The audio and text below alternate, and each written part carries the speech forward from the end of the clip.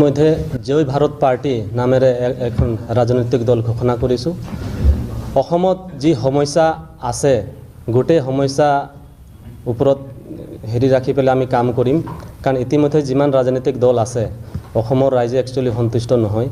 আমাৰ বিশেষকৈ আদিবাসীসকলৰ যিখিনি পাব লগা মৰ্যাদা চৰকাৰে দিব পৰা নাই, ইতিমধ্যে জনজাতিকৰণৰ মৰ্যাদা দিব পৰা নাই, মাটি পাট্টা, বাগানৰ ৱেজেছ, বিভিন্ন ধৰণৰ সমস্যাত আমাৰ আদিবাসীসকলে বিভিন্ন ধৰণৰ সমস্যাত আছে, কিন্তু কোনো ধৰণৰ চৰকাৰে সমাধান কৰাৰ কাৰণে কোনো ধৰণৰ ৰাস্তা লোৱা নাই।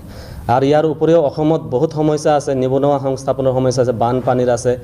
এইবিলাক গোটেই কথা আমি চিন্তা কৰি পেলাই এই ৰাজনৈতিক দলটো আমি আজি ঘোষণা কৰিছোঁ। আঞ্চলিক দল হ'ব নে ৰাষ্ট্ৰীয়তাবাদী দল হ'ব? এইটো একচুৱেলি অসম ভিত্তিক আঞ্চলিক দল হ'ব।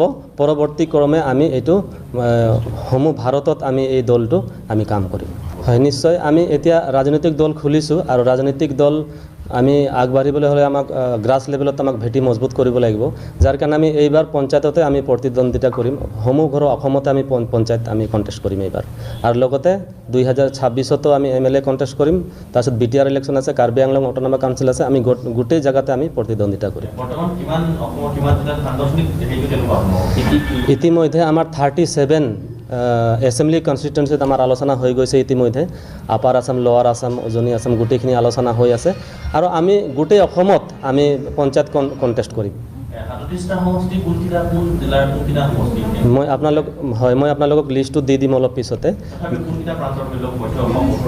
হয়, বিশেষকৈ আমাৰ মধ্য অসমত আছে, আপাৰ আছামতো আছে, উজনি অসমত আমাৰ কম আছে। আপোনালোকৰ সংগঠনটোৰ দলটোৰ মানে ভেটিটো কোন জিলাত মূলতঃ?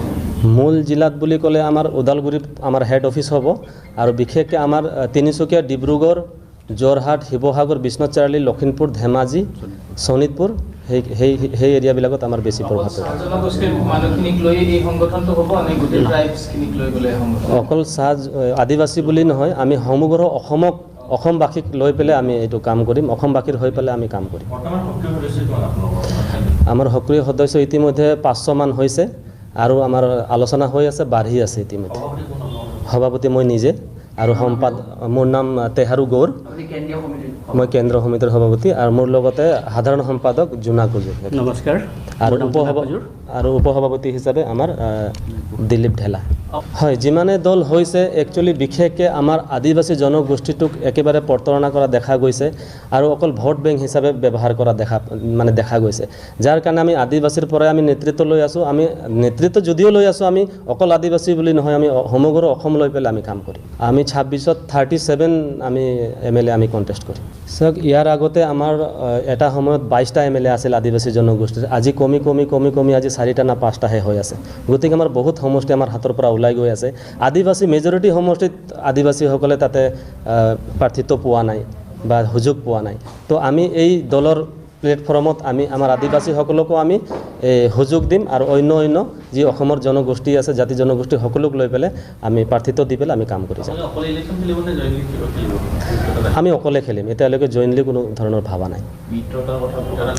মিত্ৰতা তেনেকুৱা ধৰণৰ আমি ভাবা নাই, আমি অকলে কণ্টেষ্ট কৰিম। নাই, তেনেকুৱাতো নাই।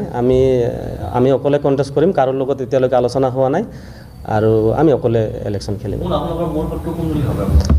শত্ৰু এতিয়াতো চাওক, আমি জাষ্ট দল ঘোষণা কৰিছোঁ, আৰু শত্ৰু বুলি ক'লে এতিয়া আমি গম পোৱা নাই। লাহে লাহে আমি গম পাম কোনে শত্ৰুতা কৰিব আৰু কোনে মিত্ৰতা কৰিব।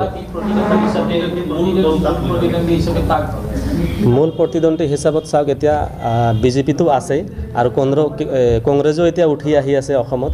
গতিকে কংগ্ৰেছ আৰু BJPৰ লগতে আমাৰ প্ৰতিদ্বন্দ্বিতা হ'ব। হয়, আমাৰ যোনটো লক্ষ্য উদ্দেশ্য আমাৰ যি আছে, মই ভাবোঁ যে আমাৰ এই দলটোক অসমবাসী আঁকোৱালি ল'ব বুলি মই ভাবিছোঁ। কাৰণ আমাৰ যি লক্ষ্য উদ্দেশ্য, আমাৰ লক্ষ্য উদ্দেশ্যৰ ওপৰতে আমি কাম কৰিম, ইয়াৰ বাহিৰত আমি নাযাওঁ। হয়, অসমৰ যিমান ৰাজনৈতিক মহলত যিমান আছে, বা আদিবাসী সংগঠনেই হওক বা অন্য জাতীয় সংগঠনৰ যদি কোনোবাই যদি ৰাজনীতি কৰিব খুজিছে, আমাৰ দলত আমাৰ সুযোগ আছে। আমাৰ দলত আহক, আমি একেলগতে এই দলটোক আগুৱাই লৈ অসমবাসীৰ কাৰণে আমি কাম কৰিম।